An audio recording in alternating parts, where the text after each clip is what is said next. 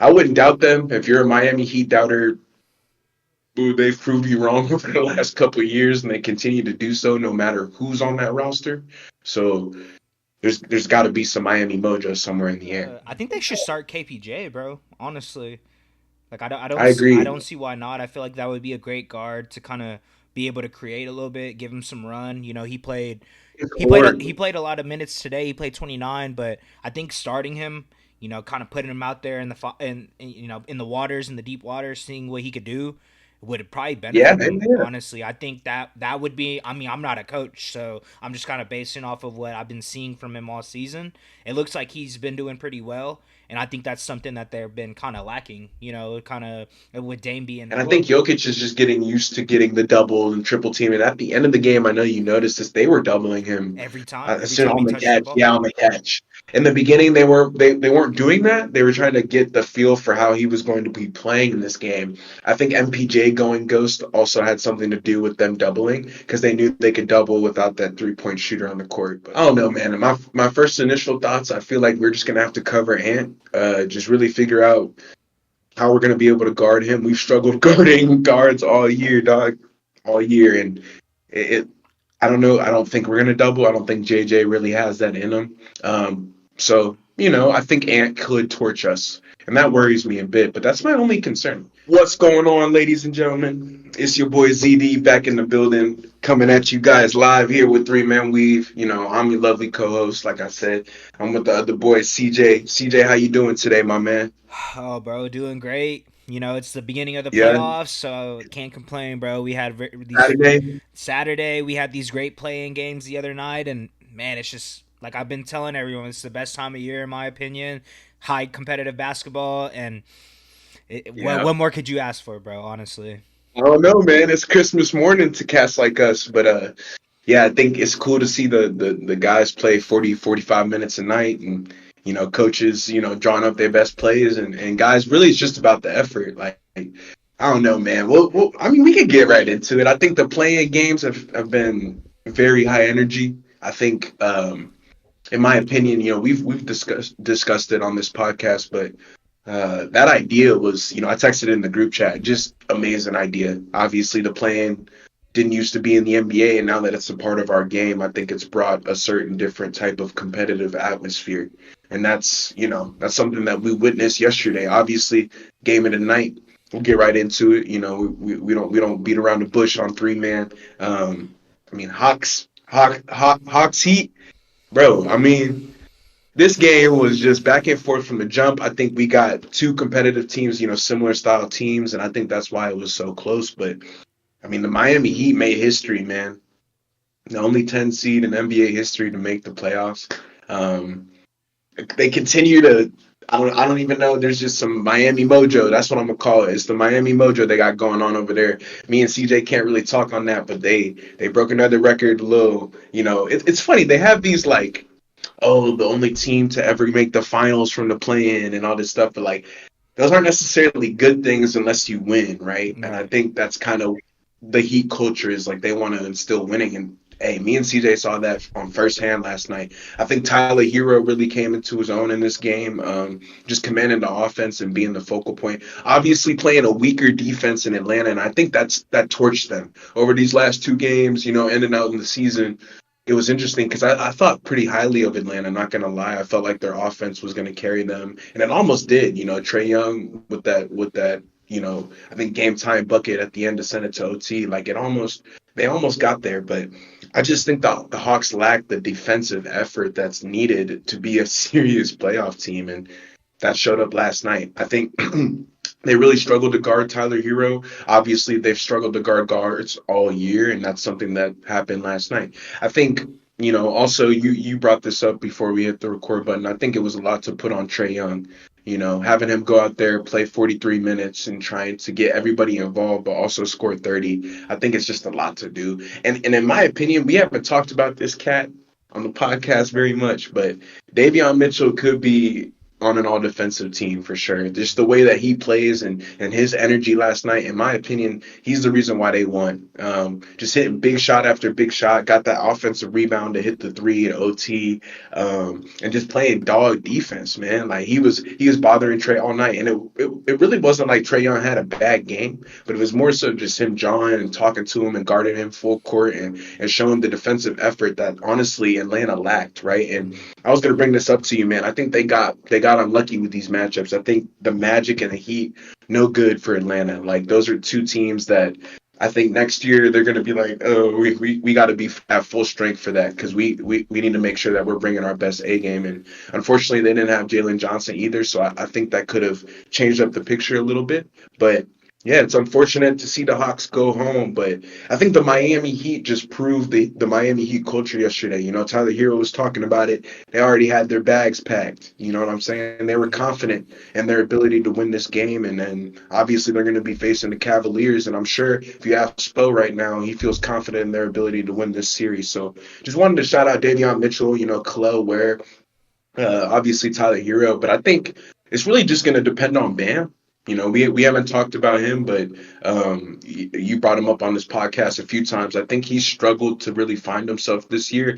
I was going to bring this up too. You know, he might be going something personally that we don't know too. There's all these other things that go into playing basketball, so we don't know what's going on in his life. But I think for them to really compete in this next round, they're going to have to find how Bam can get involved seriously in the offense on a consistent basis. And it's going to be difficult going up against Evan Mobley and the Twin Towers and Jared Allen to be able to do that. So I want to hear your thoughts on the game. Obviously, you saw kind of how competitive it was and all the different schemes that they were running. I think what the reason the Heat won this game was because of their defense, but you know, you can shed some light on something else if you see it differently. Yeah, bro. It was like you said, definitely the game of the night, and it was the first game of the night too. So it kind of started off the night off on the right page, and Yeah, it was right for it. yeah, Yeah. it was great being able to see, like I said, high competitive basketball. You know, Tyler Hero was doing his thing, but you know Dyson Daniels is doing a great job of covering him, and I was kind of locked into the game because I had a little parlay set in it, and I actually bet on Tyler Hero, and I think it was his points, I think, or points assists. I think he needed to get like 33 and a half or Yeah. 32 and a Okay. half, something like that. So I was kind of locked in another way, but of course, like nonetheless, I'm still gonna watch the game regardless. It just kind of added an extra little oomph to it, and Mhm. just kind of seeing him being able to. I think the thing that I've been most impressed with him is just his ability to create his shot. You know, even he's running off his Yeah. screens, and I feel like it was something with his game that he really wasn't as comfortable doing. He was more so like creating his shot off the dribble. Now he's able to come off his screen and like barely like kind of like Duncan Robinson in a sense, you know, coming off his screen and hitting his Yeah. shot like that. And Good you know, burgers. Yeah. obviously being able to create off the dribble is what makes him, you know, elite. But yeah, that was my main thing too. Shout out to Davion Mitchell, like you said, he was giving Trey problems all night. You know, like you said, Trey had a great game, but you know him just being a pest on defense and just being in his chest all night, and like, you know, I saw them like bump heads a little Yeah, bit, they're like talking. jawing at each other. So yeah, I think like you said, that was the main deciding factor in this game was just the Heat's defense. And you know, I know that they blew a lead, right? The Heat were beating them by Yeah, like 15 or something like that, and then the 15 Hawks points. and they ended up coming Yeah. back. So you know, it was Yeah. all in all, you know, like you Oh, said, yeah, it was a toss up pretty much all game, and you know Trey hitting that big bucket to that big layup to send it to overtime. Of course, you know Tyler Hero missed that free throw, and I was kind of pissed because like I needed that oh one, and I yeah. didn't know if like what was gonna happen. I thought Atlanta was, We're getting more yeah, run. yeah. Yeah. I thought Atlanta was gonna hit a three to send it to OT or to just send them packing. You know, especially Yeah. with the players that they have. But since they were only down by two, it makes sense to go for two to try to go to OT. But yeah, like you said, bro, just overtime. Davion Mitchell, I keep bringing up, you keep bringing up, was definitely the deciding factor. Being able to get that offensive rebound and then being able to hit Oh that big man. three. I think pretty much after that play, it was kind of in the books. You know, Yeah, totally. it was looking like the Heat were gonna be the first 10 seed to make the playoffs, and they were. So shout out to them. You know, you were just saying Los. Is Oh yeah, yeah. So I mean, yeah, man. I hate to put you on blast, but he sent me something funny today on Instagram, and he was just like, "Man, I like being a Heat fan for sure, but I might just bandwagon and go to the Lakers." And hey, we always accept you, man. Like I'm not gonna hate. Maybe other people might hate, but definitely it's tough. Right now for Miami fans, the point it's been tough for you guys. It's been a tough year, but like Tyler Hero was saying, man. Like they had their bags packed. They understood they lost those 10 games. They got the memo. Coach Poe was telling them like, hey, he even brought something up about Davion Mitchell about how like, oh, he's like a wolf or whatever you call it. He's more than a dog. Like we got wolves over here and we're just trying to get to Cleveland. And I think you brought it up, but their defense can win them games there. I think Cleveland is a team that relies heavily on the three ball. So if it's not dropping, they're going to have to find other ways to get to the bucket. And I think that's where Miami can become effective. But yeah, man, he wants to slide over. So if you want to, Los, man, come over to LA. We take everybody over here. And yeah, man, just hopefully the Heat can figure it out. But I said this to CJ last night. I'm done doubting them, man. I've seen it all. yeah. I'm 23 years old and I'm young still, but I've seen what that franchise can do. And Pat Riley has Lakers blood in him for sure, so I understand what's being spoken into those guys in the locker room. And yeah, they're winners over there. Even the fact that they're in this position. I think trading Jimmy Butler, right? That was the talk that we've been talking about over the last few days and on the pod, like, oh, seeing Jimmy do so well and blah blah. The Warriors in the playing too. Hmm. Yeah. So it's like, to them, they're like, huh? Like, what do you mean? They still have to win these, single elimination games, but they showed out yesterday. And they got cats like Davion Mitchell. We ain't talk about him yet. Andrew Wiggins, Hmm. massive buckets in OT. Hmm. Euro stepping around people. And yeah, they got championship pedigree over there for sure. So I wouldn't doubt them. If you're a Miami Heat doubter, boo, they've proved you wrong over the last couple of years, and they continue to do so no matter who's on that roster. So there's got to be some Miami mojo somewhere in the air. Hmm. Yeah, 100% agree, So bro. yeah, Like I told you, I can never count them out, bro. You know what I mean? Like obviously, yep, I don't think they're going to beat the Cavs in this series. Kind of, fast forwarding to Cavs, Heat kind of predictions and stuff. yeah, But I think I think they could at least get one or two games. You know what I mean? I think we were talking about it prior to us recording, yeah. and like I said, I think it really just revolves around their defense. I think like you said, Bam is going to have to definitely have a good series going against Mobley and Allen, and we'll see how he Bro. does, and hopefully Khalil. That's who it relies on, bro. Yeah, I swear to God, if Bam Adebayo can give you the 20 and 10 and 3 blocks, and like you're saying, bro, I think the Heat could, yeah, like I'll say this to you too, CJ, because I said this to you yesterday, but for the audience, I don't think the Cavs wanted the Heat to win. no, My goodness. no, yeah, not at all. Yeah, I think if the yeah, Hawks had not at advanced, all. it would have been a lot easier series for them for sure. For them. Hmm. Yeah. And I know me and you didn't see this coming, but yeah, I know when Atkinson saw that he's oh no. Yeah. Just a little bit. Hmm. That's annoying for sure because those guys are going to play, I'd say, a bit harder than Atlanta would have for Right. sure. So yeah, that final 123-114 Miami Heat in OT. So super great game, like CJ said, started off the night and it's I think going into like you're saying this next playoff matchup that they have, I think they're going to try to carry that momentum into this first game with the Cavs. Mind you, the Cavs have been on a week and a half, almost 2 weeks of rest now. So Hmm. Donnie's going to be ready. DG's going to be ready, right? They're going to have all their guys. And that's my one concern is like that the Heat have been playing more games, obviously. But outside of that, bro, I think the momentum's on their side. Like you said, they're a defensive powerhouse. And I think, like I brought up earlier in this segment, but the Cavs rely really heavily on the three ball. And I think when those aren't dropping, I wonder who their identity is going to become in the playoffs. Because that's where they've gotten trouble in the last few seasons is when Donovan Mitchell isn't giving you the 30 or, Darius Garland can't give you 20 points. Who's going to do that?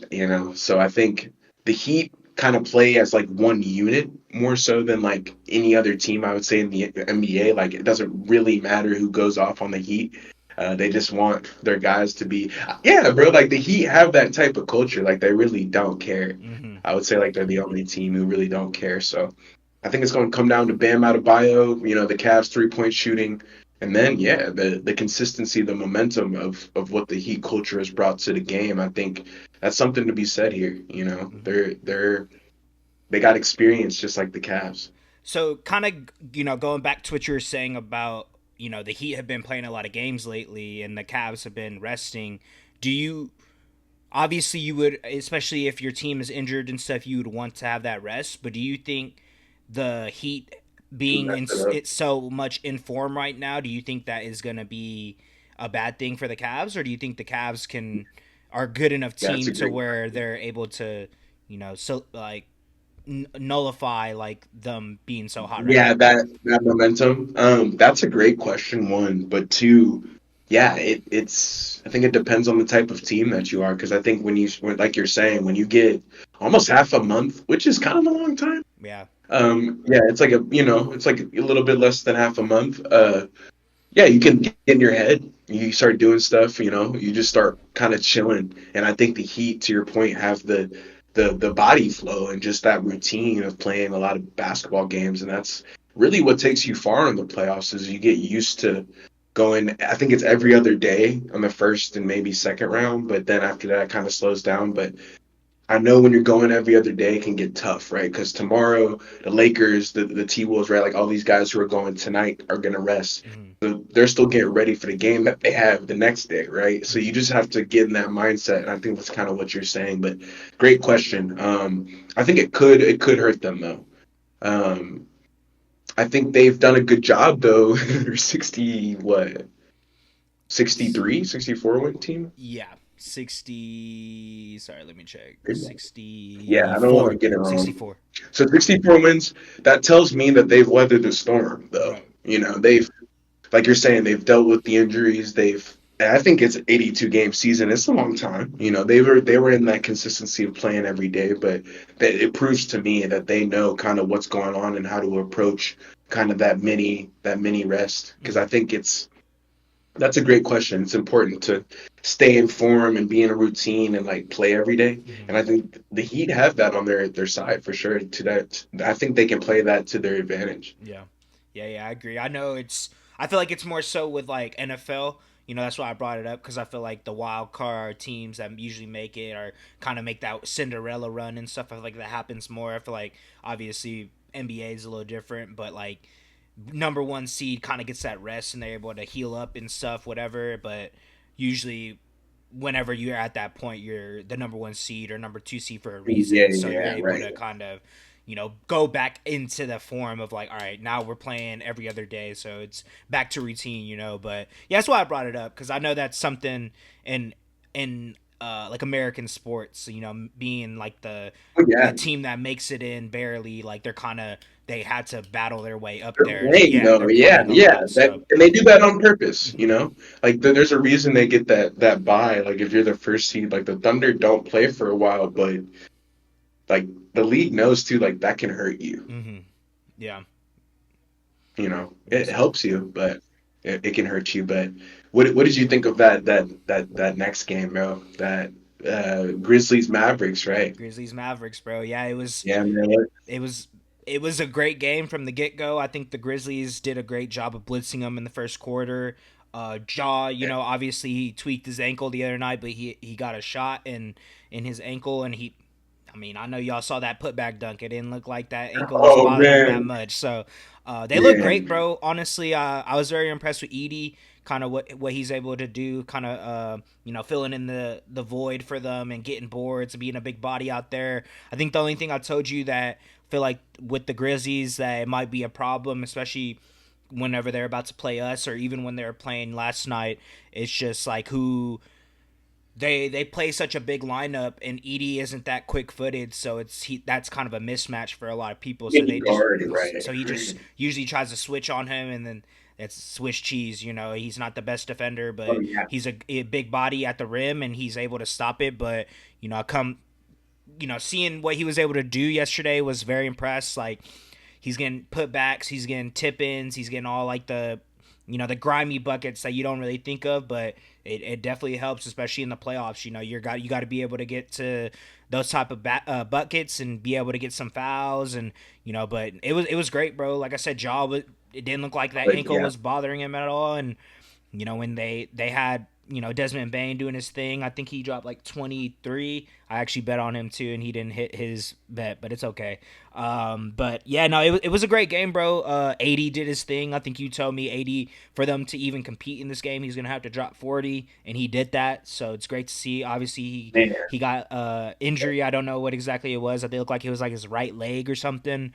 But the fact that he was able to go out there, kind of show the city of Dallas and just kind of everyone, like, the type of player he is, and that what he can provide for them. I feel like a lot of people, obviously, we keep bringing it up, Luka being traded, this and that, but Oh man, AD is also a great player, and it might not have been the type of season that they expected it to be, but it's something for them to be looking forward to, because when he puts on performances like that, I think he kind of just reminds people. I feel like a lot of people forget the type of yeah, player he is, but nonetheless, they weren't able to get it done.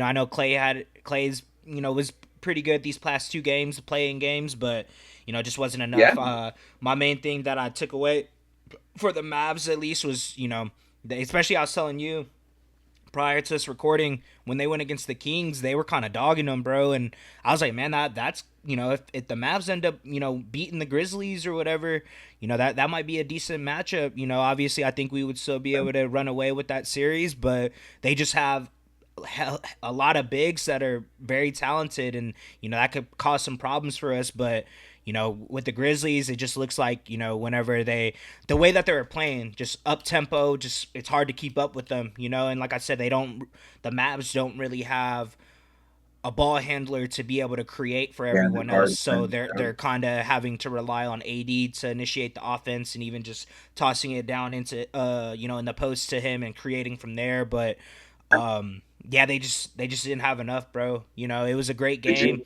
Yeah, but Grizzlies, bro, they're that's yeah. who was the better team that night, bro, and they just blitzed them from the beginning, and I think it was just hard for the Mavs to get back into the game. But like you said, it was a great game, but just wasn't enough. Yeah, the Grizzlies, like to your point, had 39 points to the Mavericks 25 in the first quarter. Hmm. Yeah, that's I where. think Ja and AD were, yeah, they were going back and forth though. It was cool because I think, like you're saying, I think AD kind of wanted to do something tonight, and I think to your point, what really exposed Edie was that. I think Anthony Davis just continuing to go at him, and I texted you too. It was weird they didn't have Jaren Jackson Jr. on him to Yeah, really start. Jaren Jackson Jr. Taylor also had. Jenkins wouldn't have done that. Oh no, no, bro. Hell nah. He would have been like, get your ass on Get the on best AD, player yeah. over. Yeah, like for sure. But I think Triple J had a great game, 24 points as well. He was contributing in other ways, but I think it's just so much to put on Anthony Davis, right? And to your point, they just didn't have the guard play to really keep up. The second quarter was more evenly matched, but I think the Mavericks were just missing, unfortunately, the Kyrie Irving, the Luka Doncic scoring, Hmm. and that's why their season ended this way. And I think just to highlight it, I think they had about a 70% chance before the Luka trade and when Kyrie was still healthy, but they've been eliminated from the playoffs, and I think it's unfortunate, but I think we could have seen this coming. Um, just essentially from all the operational decisions that were made behind the scenes, and then also just some of the stuff that's happened on the court. I think Anthony Davis, he came back and he played with purpose, but they just didn't have the roster surrounding him to be able to make it enough. And I think when you're going out there with like Jordan Williams, Gafford, Max Christie as like your main dudes, Jaden Hardy too. I think it can get tough when you're going up against a team and the Grizzlies who are a unit. Scottie Pippen Jr. Had a lovely game yesterday, playing extremely well. Definitely all over the court and pushing the pace. And I think the Grizzlies are. I think they are a sleeper 8 seed for Hmm. sure. I'll say that. I think they're going up against the best team in the NBA, so it's unfortunate, but I think the Mavericks tasted a little bit of what OKC is going to taste. Just I think they have some of the best fans in the NBA as well, so their arena was rocking. I Hmm. think that's been cool for me. We haven't talked about that much, but they have a great playoff atmosphere, and I think that contributed to it. Just being at home and it was 120 to 106. Yeah. Solid commanding win. Essentially, after they took the lead in the first quarter, they really didn't give it back. Hmm. And I think it kind of spoke to how focused they were to try to get into the playoffs. And honestly, I think Desmond Bain is going to be probably the playoff X factor for the Grizzlies if he can give you I think the last couple games, he's been the Desmond Bain that we saw the 2 years ago when he kind of hopped on the scene, and I think that's what they're going to need to make a playoff run. So yeah, they played as a unit. I brought this up in the last series, but I think when you're playing in these one game scenarios, it's very up or down. The Mavericks played extremely well against the Kings and sent them home, but if they go up against the Grizzlies, it's a bad matchup. It's tough. AD still got his, but everybody else, it wasn't enough juice. To your point, Hmm. it's sad, but I pray for the Mavericks fans, man. Like I know you guys should definitely be a top 6 seed and blah blah blah, but it's just not the way that God wanted it to go. Hmm. Yeah, bro. Sad. Sucks. Yeah. Yeah. That's kind of my thoughts on that one. Definitely, it was frustrating though because I was like after the Grizzlies blitzed them, I think I was like, man, I just hope the Mavericks can find a way to make this a competitive game because we've gotten less of that game, before. But it's all good. You still got to take these playoff duds a little bit, but I just don't think the Mavericks have enough firepower. And the question is going forward with them, is Kyrie Irving and Anthony Davis enough to get them over the hump? That's going to be the question. Hmm. Is that if that duo were to be out there last night, is that a win? You know, that's the Uh, question. Like I don't know. yeah. Yeah, I'm not too sure. Yeah. It would have been a lot closer game for sure. I don't know if would have been enough, though, like you said. We'll see. Hmm. We'll see. I think the West is very hard too. So Kyrie dealing with again, like switching on Jaren Jackson Jr. and dealing with John Moran, just on the defensive end too, because that's the one thing that Ja makes you do is like he makes you guard, so it's tough. Like it's people get worn down. Dante Exum, I think had a. I was looking for him to do something, and he just couldn't do it. Yeah. Couldn't get it going. So I think that's what happens whenever you're going up against an All NBA guard, Hmm. but. We'll see, man. I hope the Mavericks have a good season next year. Nothing but the best. But I think this Grizzlies Thunder matchup is juicy.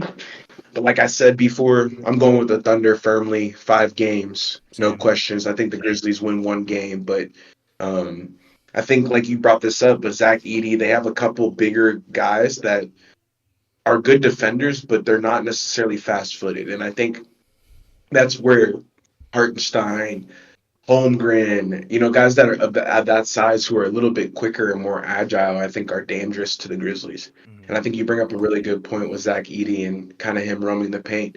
I think the Thunder have the guards to be able to deal with Ja. So I really think it's going to come down to what Desmond Bain can give you from a secondary scoring standpoint. But the Thunder have the most restricting defense we've seen in the last, in all my life. Hmm. So it's just hard for me to see how that changes it going into the playoffs. And I don't think the Grizzlies, if I'm not mistaken, did they beat the Thunder once this year? No, we They swept didn't, them. right? Okay, And yeah. like the So point there you differential was go. like 14 It was bad, points. right? Yeah, 14 or 17 or something like that. So, There was one game I think y'all like pissed on them. yeah. Yeah. Yeah. Beat them by like 30 or So something like that.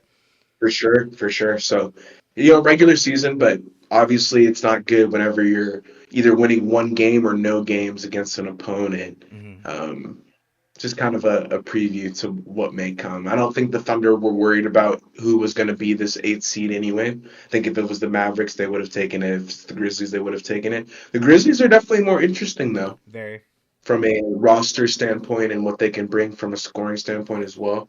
Um, but yeah, I think the Thunder, in my opinion, out of all the teams who've had a long time to rest, I don't think it's going to impact them whatsoever. I Hmm. know Dagnall's been focused and ready to go, and I think you're going to get you're gonna get full 42, 43 minutes from Shea and Chet and J Dub and Lou Dort and Hartenstein, and Caruso's gonna play his 30 minutes, and guys are gonna be going. They're gonna shorten their rotation, and so will the Grizzlies, and it's gonna be a pretty fun first round matchup. But I'm excited to hear your thoughts on it, sir, because I know you've probably been analyzing this, and obviously we play the Timberwolves, so I just got to worry about Ant. But what are your thoughts on the Grizzlies? How do you feel about John having to guard him? Yeah, yeah, of course. So obviously, Jaw. I talk very highly of him. He's probably one of my favorite point guards in the league, and I think that he's gonna be obviously he's gonna do what he's gonna do. But I think it's really gonna be Desmond Bain, like you said. I think Triple J. We have the bigs to be able to put bodies on him, and obviously Edie might do pretty well on the boards, Do something right, but right. besides that, I'm not too worried about it on like the offensive end on our side. I think we have pretty versatile players to be able to stretch out the floor, and even if we get the switch on a big, we'll be able to take advantage of that. But my main worry is probably Desmond Bain, and then obviously I think that Scottie Pippen's probably going to be getting a lot of run. I've been very impressed the way he's been playing these past two playing games and the way he's been able to defend, the better point guard in Steph Curry, and then obviously there wasn't an elite Mm, guard on the Mavericks, but just what he's been able to provide, he's very disruptive. He's a pest on defense, and he always knocks down big shots. So he's one of those players. It's very he's the type of player that can move the momentum a little bit. So I'm also kind of worried about him because I've been very impressed with the way he's been playing. But Desmond Bain, bro, like I said, I'm pretty confident in Dort and Caruso's ability to be able to guard him because I think Shea is going to get the assignment of Jaw. So I think that's going to be a great matchup. Two of the top you know 10, 15 point guards in the league battling it out. So we know what to I think expect from five. top five point guards. You would I say think Jaw's five probably, but Shea's one to one. me. Yeah, yeah, yeah. Yeah, I would say 10. I don't know off the top of my head, but estimate. But regardless, I think that's going to be a great matchup. But Bane is going to have to do what he's been doing on probably one of the, if not one of the best perimeter defenders in the league, in Lou Dort. And I think that might be a little tough for him. Obviously the Mavs and the oh Warriors don't man, really have that type all of, defense for Dort. yeah, all defense. DPOY Lou Dort. You know what I'm saying? So I don't know how he's gonna do, but if he's having a great series, then like I said, Um, they could probably get one game, one or two. But I would say Thunder in five. But I'm expecting it to be very close. You know what I mean? I don't expect us to be blowing them out. I think the Grizzlies are looking really good. They kind of have a fire lit underneath them right now, and like I said, yeah, this is one of those teams for me where them playing a lot of games right now, especially that jaw injury, we don't really know how serious it is. I don't obviously he played last game, but when it's a series, it's a little different. You're gonna be having a guard.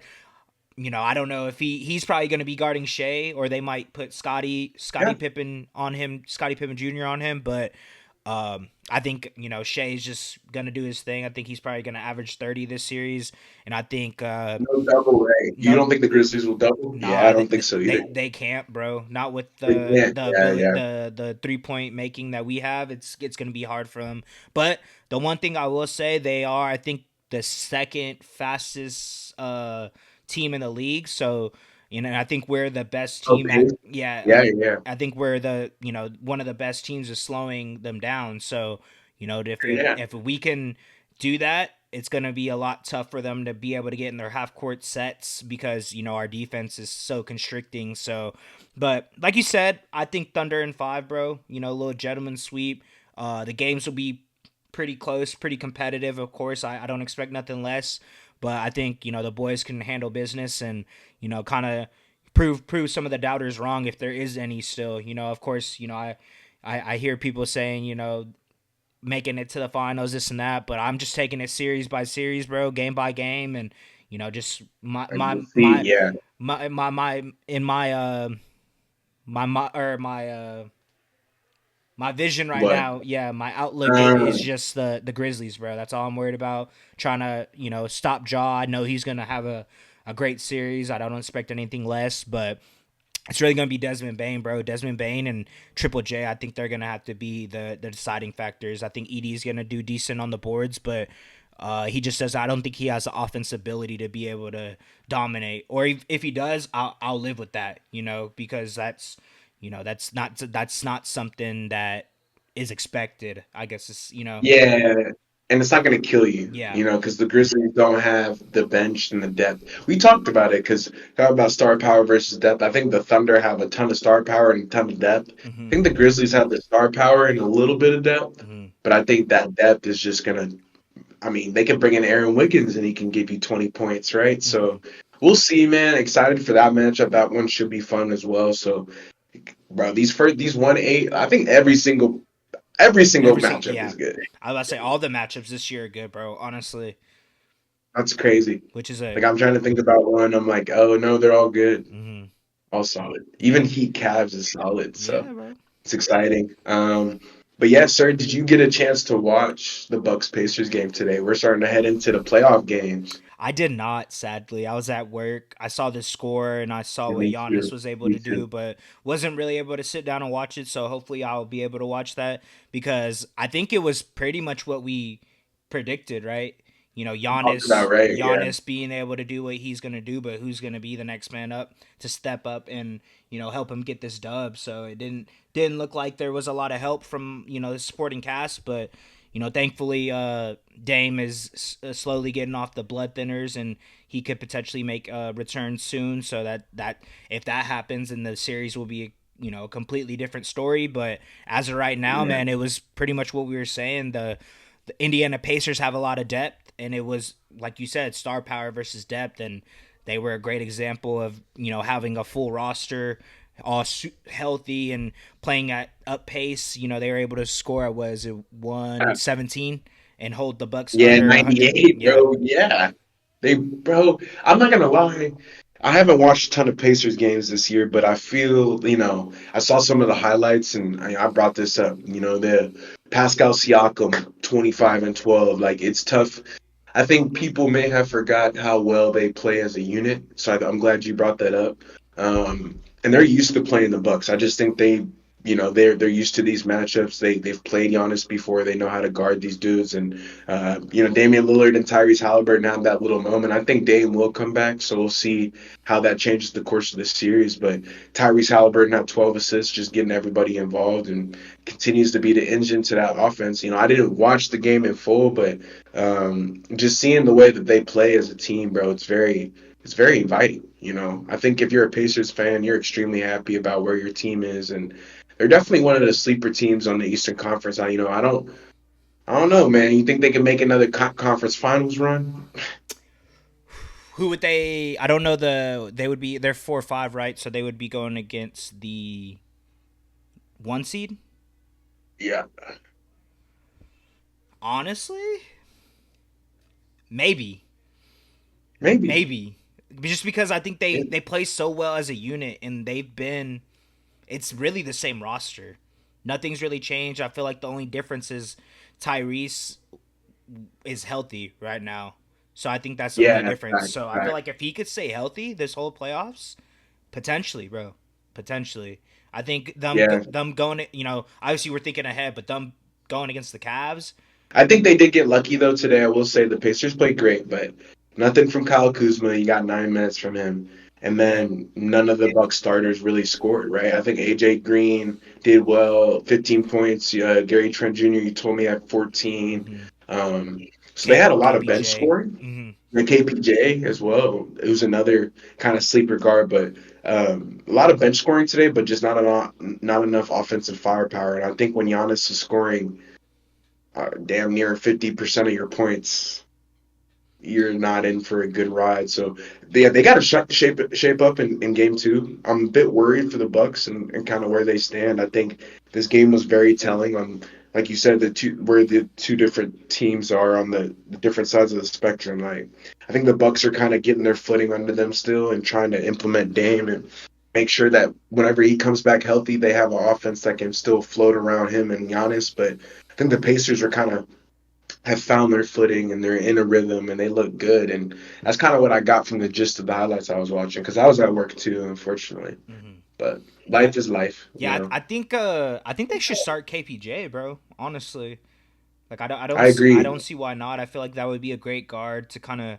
be able to create a little bit, give him some run. You know, It's hard. he played a lot of minutes today. He played 29, but I think starting him, you know, kind of putting him out there in you know, in the waters, in the deep waters, seeing what he could do would probably Yeah, benefit man, him. yeah. Honestly, I think that would be. I mean, I'm not a coach, so I'm just kind of basing off of what I've been seeing from him all season. It looks like he's been doing pretty well, and I think that's something that they've been kind of lacking. You know, kind of with Dame being out. Well, you know the thing with KPJ has always been like it's never been his skill Yeah. or like you know. So I think that's kind of what they're still trying to figure out his leadership ability, the type of point guard he is, because I think it goes into how he communicates on the floor and a lot of other stuff. And it's unfortunate because I hope he can find that one day because I think he's super talented and I know he's probably one of the better, like more skilled players we have in the NBA, but he just doesn't get the 40 minutes that in my opinion, he deserves because I'm sure because of those other things. So Hmm. hopefully he can figure that out. I think that'd be a great game plan is go ahead and start KPJ. But I think you got to get more from Kyle Kuzma too. I Right. think when Dame and Kyle Kuzma can give you some juice, the Bucks and Pacers series is going to be very competitive, very close. I'm shocked this game wasn't close today. Makes sense with all the injuries, Hmm. but obviously the Pacers were able to get game one. So shout out Indiana. I know you guys are lit at the field house, definitely. Hmm. Yes, sir. Great For start to sure. the series, man. Ready to see game two Hmm. now. Yeah, 100%. I think let's see. I don't know if Lillard will come back for game two. I don't think it's been announced yet, but um I don't want to jump the gun on that, but we'll see. Maybe two or three. Yeah. I'm not sure. Yeah. Hopefully, man. Because like you said, that's Hopefully. gonna change the series for sure. Yeah, man. Yeah, dude. I think it did a little bit already today when he was talking shit because he was like, "I'm coming, bro. I'm coming to save the Bucks." Yeah. Like I think the question remains, if the Bucks were to lose the series, do you think Giannis will walk? I don't think First round so. exit I mean, again? I it just sucks because I feel like they've been super unlucky. You know what I mean They have been. with their injuries and just kind of like you said with their matchups as well. You know, like you said, the Pacers are kind of a bad matchup for them, especially without Dame. And Yeah. even if they had Dame, like this series, I think would still be a very competitive series just because they know how to play against the Bucks. They've had history and stuff like that. But I don't know because like if he walks right, I'm just kind of thinking. I mean, obviously Giannis is going on any team would make him to a playoff contender, but it's like what would the Bucks be getting in return? You know, it would be have to like a king's ransom. You know, it'd have to be a lot of Oh picks yeah. and a lot of young talent. So it's like I feel It'll like be the Wayne Gretzky, like you're saying, the King's ransom, all your picks, yeah, everything. everything and all your young talent. You know, but I don't know. I feel like obviously since them winning the chip, it's been kind of downhill for them. They haven't, a lot of first round exits and second round exit. I think Interesting. Yeah, one that's time. interesting. So it's like, yeah, I don't know, man, because I feel like pretty much whatever Giannis wants, I feel like they're gonna go get for him. It's just what are they gonna be able to surround him with, and that's been Yeah, the thing. and CJ, if I'm not mistaken, they're in the midst of their franchise best like consecutive season making the playoffs. They make the playoffs all the time. Yeah, So the Bucks are always there. I yeah, think they've been there the last six or uh we can look it up, but it's not that big of a stat. But I know they're in the middle of it right now. hmm They always go through they always go. yeah, It's just a matter of how far they go. right, Right. And I think that's been the problem, kind of what you're talking about. It's the Bucks continue to be, in my opinion, this is the brightest light they've had in their franchise since Kareem. right. And so if they aren't able to capitalize on that or only get, and I would argue they've capitalized on already on it. They got Giannis his championship ring, right? Hmm. But I think going forward for the future of Milwaukee, that's more so what you're talking about. Yeah, I don't remember the last time they it missed the playoffs. it's been 9 years. 9 years. They didn't make it Yep. 2015, 2016, I but was gonna then say 10. Yeah, I was gonna say 10, but I wanted to make sure yeah. yeah. So like Long time, dude. yeah, and like you said, They're awesome. They're in the playoffs every every year. year. They're awesome, bro. Hmm. Like but they can't get out of the first or second round. And I hope Lillard coming back, like that is so cool because I don't think they were expecting that. But I think Rivers is going to be able to implement a game plan to hurt the Pacers Hmm. for sure because they have poor screen and roll defense. Giannis can't run the pick and roll right now, but I know when he's able to, he does, but it's not the same with Lillard without Lillard out on the court. So I'm Right. excited for this one. This one's super good. The 4-5 Yep. matchups, very Solid, good. bro. Super solid. Hmm. Kind of But going into the 4 or 5 matchup of the Western Conference, I was we gonna say we were that. just watching it before we hopped on to shoot the pod. Yeah, Nuggets versus Clippers, I bro. What were your thoughts? What are I your mean I mean, bro, I'll say this much. I think Nikola Jokic, obviously, we've talked about him a lot on this podcast, but he is going to be in an interesting spot in this series. I think he had you can check me again if I'm wrong, but almost one rebound shy of a triple double. I think he got one taken away, had a triple double going into overtime, yeah got one taken away. yeah one Point shy. is, Point is, I think he struggled a bit from the field in this game. I think Zubac's defense really does hurt him. I think I I was talked to watching you that from about the that. yes, bro, and I was watching that from the tip because I had it on at work because I was like, this game's kind of too good. Like I couldn't focus on it a lot, but I watched it from the tip, and I think Jokic is just getting used to getting the double and triple team. And at the end of the game, I know you noticed this, they were doubling him as Every soon time he on the touched the catch. ball. Yeah, on the catch. In the beginning, they weren't doing that. They were trying to get the feel for how he was going to be playing in this game. I think MPJ going ghost also had something to do with them doubling because they knew they could double without that 3-point shooter on the court. But we'll get into that later. Um, yeah, I think Jokic is going to be in for a little bit different of a series. Definitely look for him to be a little bit less efficient. I think Zubac's defense was definitely bothering him, but obviously still the Joker of the NBA, still almost got a triple double. Jamal Murray, here we go. Right? You texted me about him as well. He just shows up on days like this for some reason. We go through 82 games. He's kind of hiding behind certain things. Give you the occasional 25, 30 points on a random Wednesday night. But as soon as it's the playoffs and that buzzer sounds before the game starts, I think it's all wrapped in his head. So we got the Jamal Murray that we know and love today.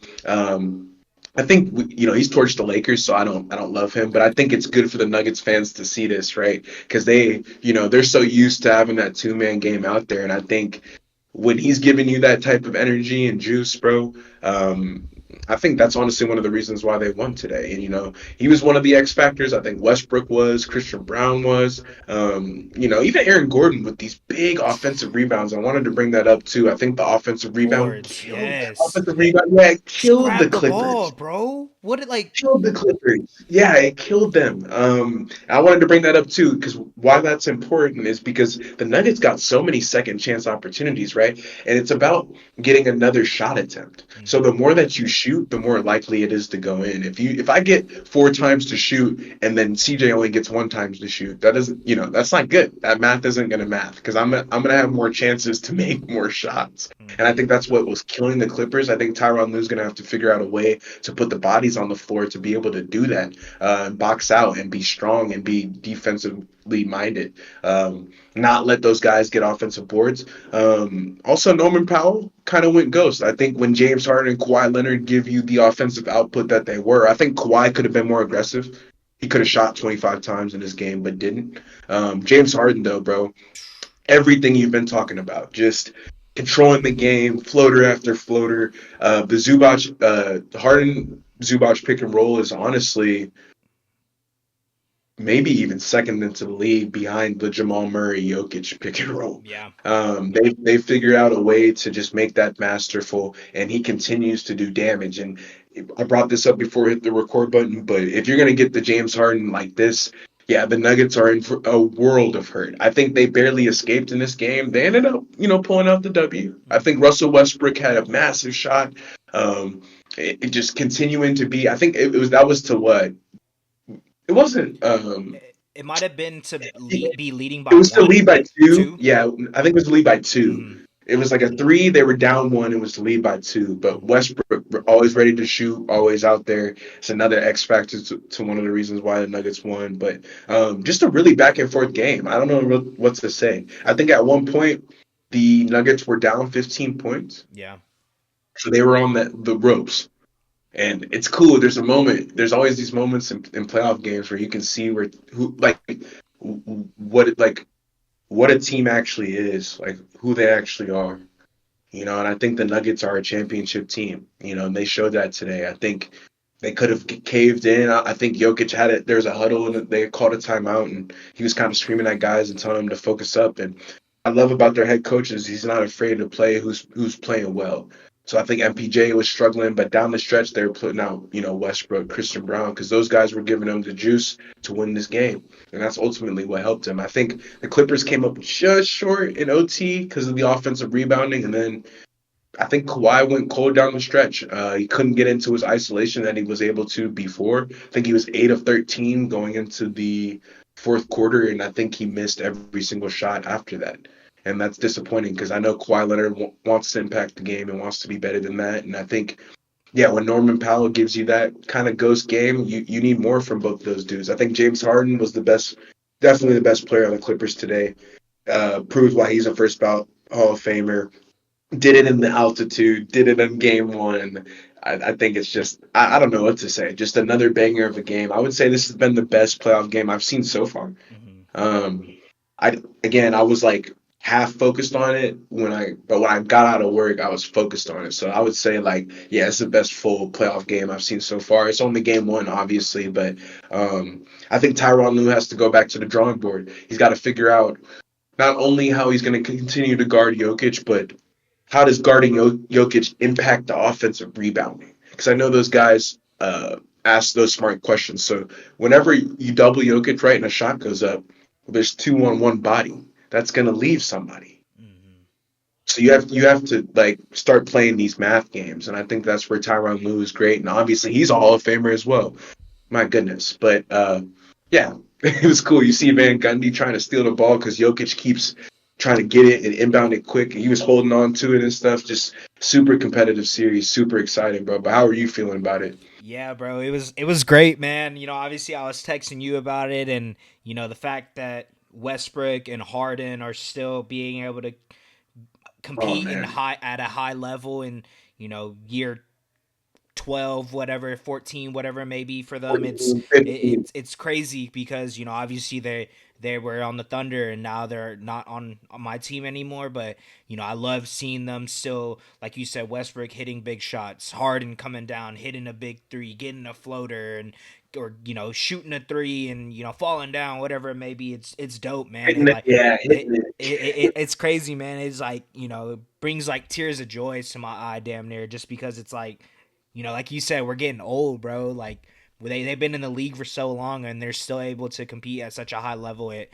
blows my mind, and I feel like it's a lot of things that a lot of people don't appreciate just because they haven't won a championship. You know what I mean? It's like not everyone can, you know what I mean? But you still got to appreciate Yeah, who they are and what they're able to provide for the type of game and player, stuff. yeah. So, but no, it was a great game, bro. The thing that I've noticed with the Clippers, whenever Zubac isn't on the floor, is definitely going to be problems for them being able to guard Jokic. They were having like Derek Jones Jr. on him. They had like Batum on him, and that's easy money for Doubling, yeah, that's easy money for yeah. Jokic. But they were doubling him all game, and towards the end of the game, it seemed like their Nuggets were bringing the ball up court and they were trying to trap him like right when they got Yeah, it. trap, So yeah, they trap. were able just to swing it, and like Kawhi was telling, I think it was like Chris Dunn to like go to the wing or like the What are court. your thoughts on that? Like, do you like when they blitz and they trap? Like, I think that's super interesting that they don't do that all year. And then obviously you're gonna blitz Jokic and blitz Doncic and blitz all Right. these guys. But what are your thoughts on that? Um, it makes sense if you're, obviously it's towards the end of the game, players are tired, you might make a mistake. But I think with the Nuggets, that might be a huge reason why. I mean, that's why Russell Westbrook was able to hit that three. You know what I That mean? three, He's yeah, wide yeah, open in the yeah. corner. He's gonna shoot that three 10 times out of 10, 10 times out of yeah, 10. Yeah, literally. Yeah. regardless of his field goal percentage, that's just a shot he's willing to take, you know what I mean? And we said it, Yeah, it's wide ass it's a open. practice 3, Yeah. you know what I mean? So Yeah. I don't know, like I understand it, I wouldn't say to do it all the time, especially with a team like the Nuggets. They're very smart. They're a championship team. But it's good to switch it up every now. Like you said, it's give Hmm. the players a different look because they won't expect it every single possession. But they kept doing it like towards the end of the game, and I was kind of questioning it because I felt like they were playing really good defense. Zubac, Jokic is gonna be Jokic. He's gonna do what he's gonna do, but he was doing a great job. I think he had like an offensive foul on him at one possession. He like hooked him, and Yeah. he's able to. I think they were saying it. I think they the whoever was on call. I forgot the name. Sorry, but they were. I know you're good. You're good. But they It was who was it? It was sorry, Bob Myers Bob and Myers. Yes. yeah, it was Bob Myers and somebody else. But keep going. But they were saying that Zubac is probably one of the better defenders on Jokic, and I was seeing it. He was definitely giving him problems. He's a big body, and he's able to kind of do the best he can to stop him. You know what I mean? Everyone else is Yeah. whoever else is makes their shots is gonna do it, but that's all you can ask for from your big man, and he does a great job of it. Jokic really wasn't shooting as much threes, which kind of was blowing my mind a little bit because Zubac was kind of giving them to him. So I'm assuming in these later games in the series he's probably gonna be pulling that thing if I'm gonna be honest because I feel like that's something. Jokic is like a 41% 3-point shooter from the three, so he's probably just kind of Yeah. going with the flow of the game. But I think these next couple games he's probably gonna start shooting a little bit more threes. But no, it was great, bro. Like I said, if Harden has this type of game this type of game he just had for the rest of the Yeah. series, it's gonna be very tough for the Nuggets. I'm not expecting MPJ to go ghost like this every single game. But if he does, then the Nuggets are in for a rude awakening, And Jamal For sure. Murray, Especially on the road. I know Jamal Murray started catching fire. I think in the fourth quarter, I think Yeah. he was shooting pretty bad for the most part for the whole game. But like you said, he just figures out when to turn it on, and The moment. Yeah. he started to hit him. So I think that was definitely a huge deciding fact, and just that what was that play, bro? It was Westbrook. Shout out to Westbrook. Westbrook and Harden inbounding with like 10 Oh seconds left. yeah. Westbrook It, knocks it out, and yeah. Harden tips it out of the play, and it ended up being out Yeah. on Little Harden. stuff like that. Little stuff like Yeah. that, bro. And then you see Westbrook going down the court yelling and shit, like "Let's go!" Like that's the type of players you need on your team, bro. And that was obviously what won them game. And it was a great game, bro. I can't wait to see the rest of the series. I think this is So good. another series that could potentially. I think what did we did our predictions already, so I kind of forgot. But I'm pretty sure we said this was 7, huh? Oh yeah. So Yeah. hopefully, We both have Denver, I think. yeah. I definitely had Denver too. So So now it's like close though. Like that's one tick closer to what we got. We guessed. So it's on but record. But it was a great series, bro. I can't wait to see, what the Clippers are going to do with whenever Zubac isn't on the court, and also what the Nuggets are going to Right. be able to do when Jokic is off the court. That's been a whole thing that we've been talking about them all season. I think they were Yeah. plus Yeah. 6 with him on the court, and they were a -3 with him off the court. So that's been the main thing with them. So expect that chess match of a game between the coaches trying to figure it Analytical. out. And Yeah. I believe in Ty Lue, but shout out to Adelman, Coach Adelman. He looked like he was really firing those guys up, and they were listening to him. And of course, when you have a player like Jokic, it's not that hard to, Anything. yeah, anything is Anything is possible. possible. Exactly. Yeah. So just ready to see these I rest of the love that. games, bro. It's super Me fire. Can't too. wait, man. Yeah, I was going to talk to you about. I think we got one going on, so we'll give them the grace of kind of finishing up before we dive into it. But how do you feel about the Knicks Pistons, man, and then blitzing Cade and shit out the gate? And Yeah. I think they jumped. Bro, it was Mike Green on the call like right after Bob Myers. They got right into it. Hmm. Like they were like, "Oh, let's send you to New York." Like Yeah. I was watching it with you. I was like, "Fuck, like we're Yeah. not gonna be able to watch this one." But how you feel about? Actually, you know what? I'll go into it, man. I don't know if they should blitz Cade Cunningham. I think the Pistons have the team surrounding him where they can shoot threes at a high level. I was looking at Malik Beasley and Tobias Harris, and don't tell me to score because last time I checked, it was like a 1 point game. So don't tell me to score. But I think the Pistons are now also the team. It's kind of similar to the Nuggets, where if you double their heliocentric player, Cade Cunningham, I think, was second in assists. Mm-hmm. That's not somebody that struggles with passing the ball. Just like Jokic. Like, it's not somebody who's like, oh, I don't know what to do with it. Like, you double him, he's just going to get rid of it. It's going to swing around. They're going to ping pong the ball around. And I think what JB Bickerstaff has done such a good job with is getting them to understand how to play their role. So you're not going to see Jalen Duren hovering around the 3 point. No, no, no. He's in a dunker spot. You stay there. Yeah. No, no, no, no. No We don't reason to need you to be. do Yeah. that. Yeah, there's no reason to do that. Because Cade will get you the ball where he knows, like, Cade is that great. Mm-hmm. And I think it says something about how Tom Thibodeau's thinking about this series. I think he's worried about the star power that the Pistons possess in Cade Cunningham. And that was interesting to me because we saw like 3 minutes of that. I think Brunson and McCall Bridges, bro. I mean, this dude, I think had 6 or 8 points out the gate.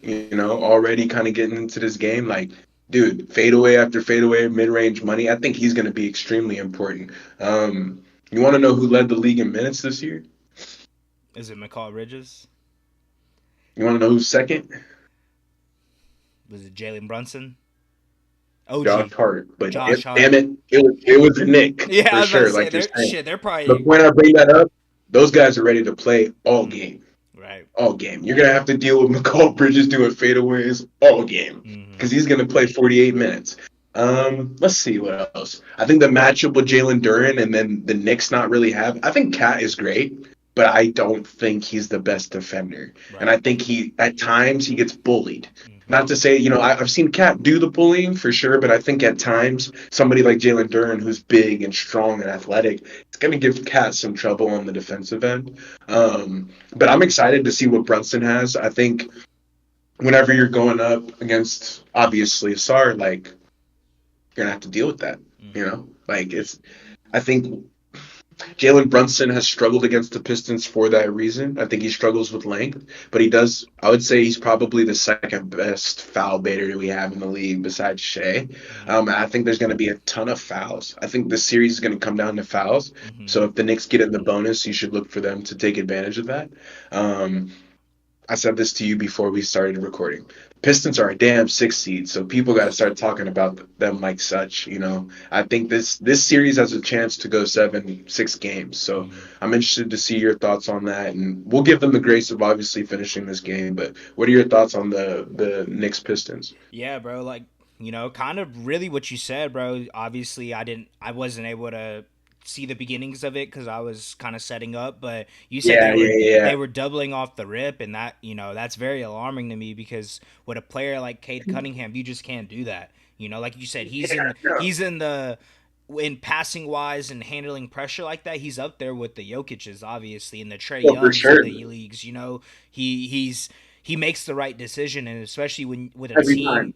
that is surrounded by him, pretty much just all shooters, it's tough. You can't do that because they're gonna hit their shots, and I feel like that's the thing that if Tom Thibodeau keeps that up, hopefully it was just something to kind of get them off balance or something and kind of, oh, okay, so this is what they're doing, and then kind of man up or something, hopefully. But it's one of those things that just kind of blows my mind because I just don't think that's the right play. I think that the Knicks have good enough defenders to be able to man up. And like you said, Hmm. with Duran and Cat, that is a great matchup to see. I think Yeah, Duran is yeah. definitely going to give him some problems. I think he's a beast on the boards, and so has Cat been all season.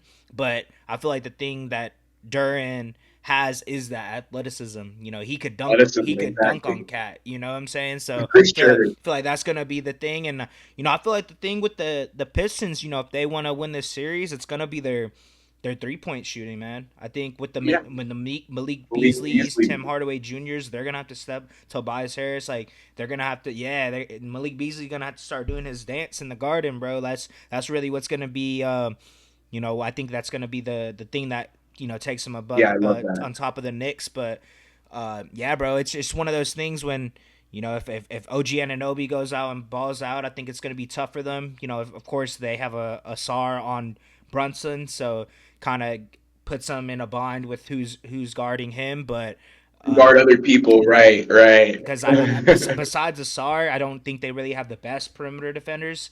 So I think Not at all. that's going to be tough. Malik Beasley's a traffic cone. Exactly, and then like you said, McCall Bridges, he's gonna be a problem for them, But I feel like they match up pretty well with the bigs. You know what I mean? I know 100%. they play small. I think Josh Hart is pretty much their four, right?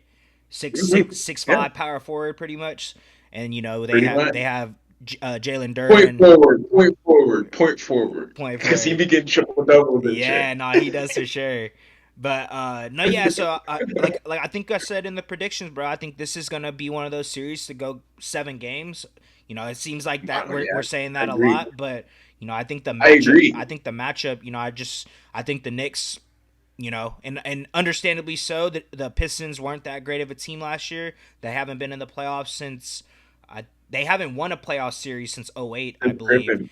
Yeah, since '08, but they haven't They, been since 2018, I think. 2018, yeah. So, I can see how they would underestimate them, but I don't think this is one of those teams that they could play with. And like you were saying, I think it's going to really be based off of Brunson and all the Knicks players getting to the free throw line, because that is the thing with the Pistons. They are very high intensity, super Yeah. aggressive. They're that Wow. they foul a lot. So I think that's gonna be kind of where the game changes, because Discrepancy, with right? with a veteran team like the Knicks, they're gonna be able to draw fouls, and especially when they have a player like Mhm. Jalen Brunson and Cat. They can kind of slow down the game a lot, and I feel like that's when Yes. it kind of goes into their favor, because when it's a free throw game, not saying the Pistons aren't can't do that as well, but the Yeah. the way that the Knicks play defense is more of like a team ball, and they obviously have great perimeter defenders.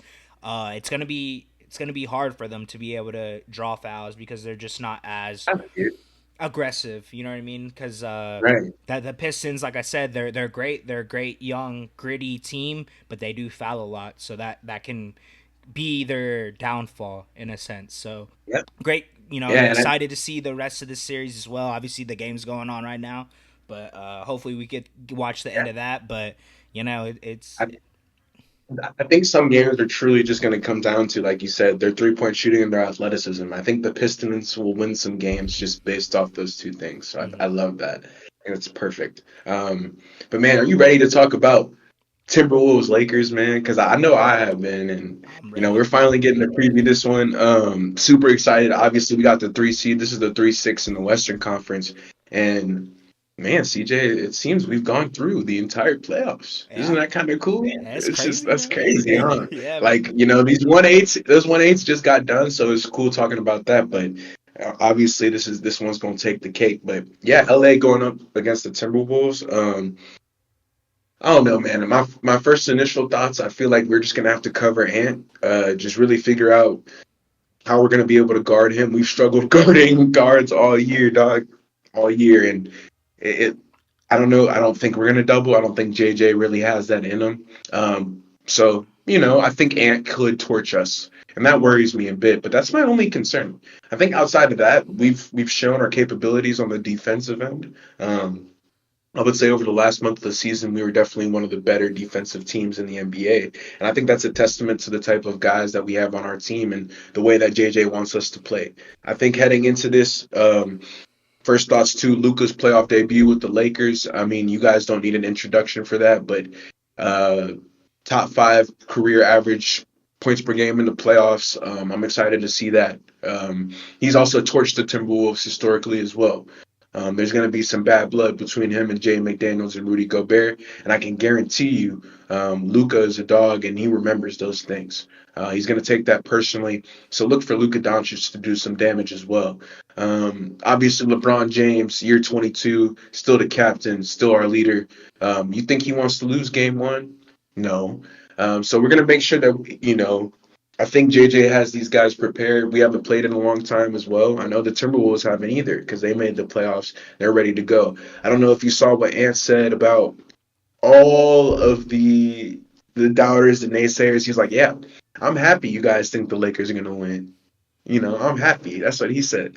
He said he's happy. Well, I'm like, all right, bro, we're gonna see because we're gonna guard you. We're gonna make sure that Julius Randle can't do anything. That's another important factor into all of this. If we are able to guard Anthony Edwards, I think stopping Julius Randle is going to be important as well Hmm. because he's also another player that the Timberwolves have rallied around. I think they have a really good record with him in the lineup, and so whenever they put him out there, it seems that he gives their teams some extra juice or some energy. And it's funny, we were just talking about Cat, and obviously they exchange deals, whatever. I think Julius Randle's actually been pretty good for the Wolves when he's been in the game. And Hmm. I think that's something that, there's not a ton of film on it because he was hurt earlier in the year, but I think it's going to be a significant, significant factor in terms of how we play this series and how we guard Julius Randle. I think we are the better team defensively, though. I think the Timberwolves have struggled at times to play total team defense. It's not to say that they're bad defensively whatsoever. I just think in a playoff situation, because bro, they were like second or third in defense all year. Right. By the way, like they're solid. Yeah. But I think in situations like this, when they're going up against the Lakers, their defensive rating is going to increase because we have players like LeBron, Austin Reeves, Doncic, obviously. So we might be scoring more points than their typical run of the mill regular season opponent. But Hmm. I think our team actually has the bodies, besides Luca, besides AR, actually has the bodies to be able to guard Anthony Edwards and then guard Julius Randle. I think if we can handle those two players, I don't think we really have to worry about the Timberwolves too much. Hmm. I think what was I going to say? Dante DiVincenzo can be dangerous as well. I think we're going to have to guard the 3-point line extremely well in this series. Obviously, Ant leads the league in 3-pointers made, and that's something that's going to be highly on the scouting report, right? We can't let them get hot from three. That's not something that we can do. I think Anthony Edwards is expected to break out in this series, but I'm just hoping we can hold him down, bro. I am looking forward to how much pace we play with. Hopefully, we can get out and run. That's also another thing DJ's been talking about doing more is making sure we increase the pace. You talked about this greatly in the last segment, but I think when you speed up the pace, there's more shots, there's more opportunities to get buckets, right? And I think that's important. I think Luka's been really used to playing slowly on the Mavericks and in the half court. And we're trying to get him out of that. I think you saw that whenever he does those full court home run passes to LeBron, like seeing guys run. I know that's going to be important because I know the Timberwolves have a really good half court defense, but whenever you get out in transition, it can definitely kind of change the dynamic of a game. But going into it, obviously, I think I'd say Luka's going to be the most important thing in today's game one. If we get the Don's performance that I'm thinking we're going to get, we're definitely walking out of here with a W, no questions asked. We're better than the T Wolves. I think it shows in our record, but just in terms of how consistent we've been. And yeah, man, I think I'm excited. This one has some juice for sure, but I think this series has a chance to be over in like 6 or 5 games. Not as exciting as Clippers Nuggets or obviously all these other ones, but um, I'm excited that LeBron's getting a chance to chase another ring, and I hopefully Luca can come along for the journey, bro. Because I want Luca to get a ring. Especially it would be so cool if the Lakers won and like Luca got traded. Like we'll have to look that up for some trivia. It's like a player who's been traded and then wins a ring or something. Mm. I'm sure there's tons of them. Yeah. Yeah, They probably. just like get traded mid-season and then they're just like, oh, I'm on the best team now. I'm like, Yeah, cool. yeah, yeah. Yeah. But yeah, just Luka Doncic. I think, and I don't know, man. I think the Timberwolves too are kind of in a tough place right now, bro. Like I don't know. Whenever they get down 2-0, or let's say they're down 2-1, like to me it just seems like they're gonna fold. Uh, they've, I think they've struggled in close games all year. That's Hmm. one of their Achilles heels. Like I don't have the stat in front of me, but I think when a game is within five and there's less than 5 minutes, I think Anthony Edwards is like 0 of 12, maybe 1 of 30, like something crazy where he like go ahead game winning shots and stuff like that. Like the Timberwolves are not very good if the game is close. So I think if it's close, definitely lean the Lakers. I'm a Lakers fan, so I'm leaning the Lakers anyway. Right. Um, so I'm holding it down, man. I don't know. I think there's a ton of pressure on the Lakers right now to perform. But I think we have the guys on our roster again: Gabe Vincent, Dalton Connect, Austin Reeves, Jordan Goodwin, Jared Vanderbilt, Jackson Hay, like all these guys. Like there's continuity in our team right now. Dorian Finney-Smith, like we've played together for a long time, so I think we're ready, bro. Like Mhm. ready. I don't know what else to say. I'm just ready, bro, because I think this well, we played 20 minutes, bro. You Yeah. know, Luka Doncic is gonna have his first career playoff game for the Lakers in 20 minutes, and it's just like you said, it could put tears of joy in my eyes. Yeah. But yeah, just Timberwolves have been a pretty defensive powerhouse all year, but I don't think they're gonna have the defense be able to slow down our offense. And that's really what's going to decide the series. Is like if we can guard Julius Randle, if we can guard and cover the 3-point line, and then I can assure you our offense is going to be cooking, so don't worry about that. Yeah. Like I know that's going to be straight. Yeah. Yeah, no, bro. It's the other stuff. It's all the other stuff. I was like, you pretty much said it, bro. I think Ant is gonna be the person that is a deciding factor of how well they do. Obviously, best player on their team, but like you said, that y'all have had problems all year guarding in a guard. But obviously, Yeah, series situation, it's a different game, and I think he has the capability. I think I said Lakers in six, but I think he has the capability of taking over games. But I think with y'all, AR, Braun, Luca, I think that's just too much for the Timberwolves. I don't think they have enough bodies to be able to cover everyone. And right. my main question mark for them is really just Julius Randle. Of course, you said Mm, he's been a great player whenever he's on the court for the Timberwolves. But when it comes down to the playoffs, bro, he's I hate to bring it up, but he's kind of like what Harden is. Harden had a great game yeah, today, no, I but know. I know. he's a playoff faller in a sense. He does great during the regular season, but come playoff time, Yeah, the his game play decreases. the game just kind of slows down a little bit, and they're able to just play better defense, half court defense. They're not worried about you hitting a fadeaway jumper. You know what I mean? Like I know. they're kind of gonna be covering the players they need to, and like, hey, this we're gonna give it to you to see if you're gonna take over. But I think y'all have Yeah, enough bodies to be able to keep up with them, and maybe Nikhil Alexander Walker or Jaden McDaniels. If they end up no, getting Reed. Nas Reed, you know what I mean? If they end up hitting, Yeah, Like you said, DiVincenzo as well. I think, like you said, that y'all will need to defend the three ball very well because they're very capable of going off at any moment. But I think if that's you, at the top of the list, yeah, bro. yeah, for sure, The three. because that's gonna be really what decides the success of this series. For the Yeah, Timberwolves at least, if they're knocking down their threes, it's gonna be a pretty competitive series. But I think if y'all can key in on those things, it's gonna be easy for y'all. I talk about we don't really talk about Gobert and what he is and what he provides, but I don't think he's gonna make that much of a difference. He might on the defensive side of the ball, but offensively, you he know what will. I mean? He will in the paint. Yeah, he will in the Like I paint. think, Probably.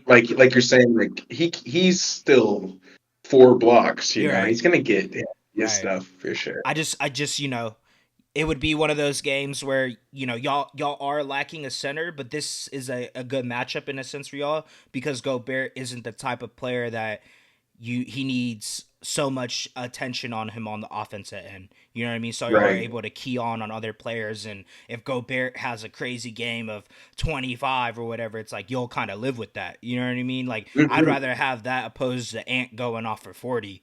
You know what I mean? 40. Yeah. So Yeah. I think y'all take care of business, bro. I believe in the Lake Show. You've slow. I'm not a Lakers fan, but you slowly turned me into someone that He's like you're has been interested. keeping up with Yeah. them, and just kind of seeing y'all's progression throughout the whole season, bro. You've been telling me that they're a playoff team, and the capabilities of what they can be. I've seen it. I saw it firsthand when we went against y'all a couple weeks ago. You know what I mean? So it's gonna be it's gonna be a good series. But yeah, that's really all I gotta Yeah. say. No. Yeah. Good series. Solid. I think. I think Chris Finch is like I said it. I said it. They're in a bind. Their team is very one dimensional in a sense where they rely heavily on threes, and if they don't guard, if they have a bad defensive game, they don't have the offensive firepower to cover that up. Right. So we'll just have to see how that works out for them. But for us, like you're saying, if we can guard the 3-point line, play good defense on Ant and Julius Randle, and then obviously the offense got to show up, but I think that'll be there. Yeah. Just play our game on that side of the ball.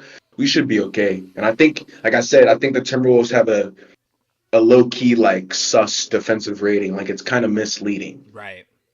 I agree. Like you're saying, like in the Rudy Gobert, like that's not how that works in the playoffs because you can't guard Luka Doncic. Yep.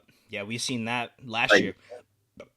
yeah, no matter how good your defensive rating is, like if you switch on that man, you're gonna get cooked. Right.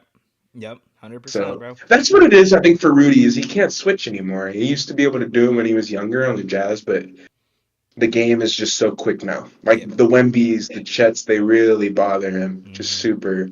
It's just a mess. Jokic, it's a mess. Yep. But yeah, all good stuff. But you got anything else for us, man? Nah, just the same sentiment that Yeah. I've been saying all year, bro. Watch these Watch games. hoops. Playoff Watch basketball is hoops. here, everybody. Ladies and gentlemen, it's what we've been waiting for all year. Thunder play tomorrow at noon. You know I'm gonna be tapped in with that. Um, and happy Easter, man. You know what I mean? Yeah. Celebrate it Happy with your Easter. family. Hope y'all have a great day. But yeah, just watch hoops, bro. That's all I gotta say. What about you, bro? Man.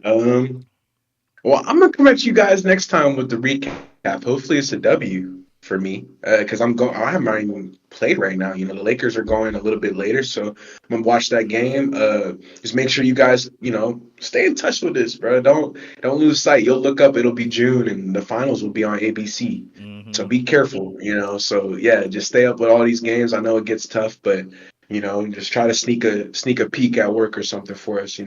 Think of me and CJ, but. Other than that, I don't have too much to say. I think go LA.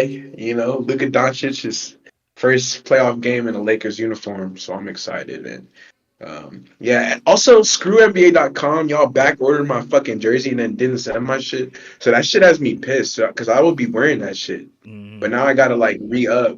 Like, I just Damn. gotta buy the thing again. Like, I got a refund, but like, Yeah, you been bro, ordered that like, shit, bro. and I know. Did you see the stat, by the way? I don't know if you saw it. As the Lakers lead for merchandise. Who's the number one selling jersey? Luka So it Doncic. makes sense. Yeah, it makes sense. All the frat boys wanted it. I get it. I get it. But can a brother just get a jersey? And I want the statement too. I want the purple. Ooh. I don't want the yellow. Yeah. Yeah, bro. Yeah, bro. Like, so yeah. Come on now. I gotta put it with the Mamba hockey jersey. That's cold. Nah, yeah, I You feel you, know. bro. They hold you, bro. You been ordered Yeah, that they shit told too. me, bro.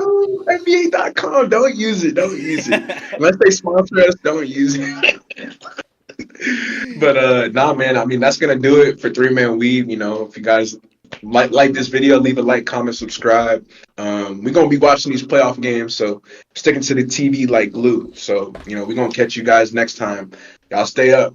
Peace. Peace. Three Three man, man, three three man, man. three man.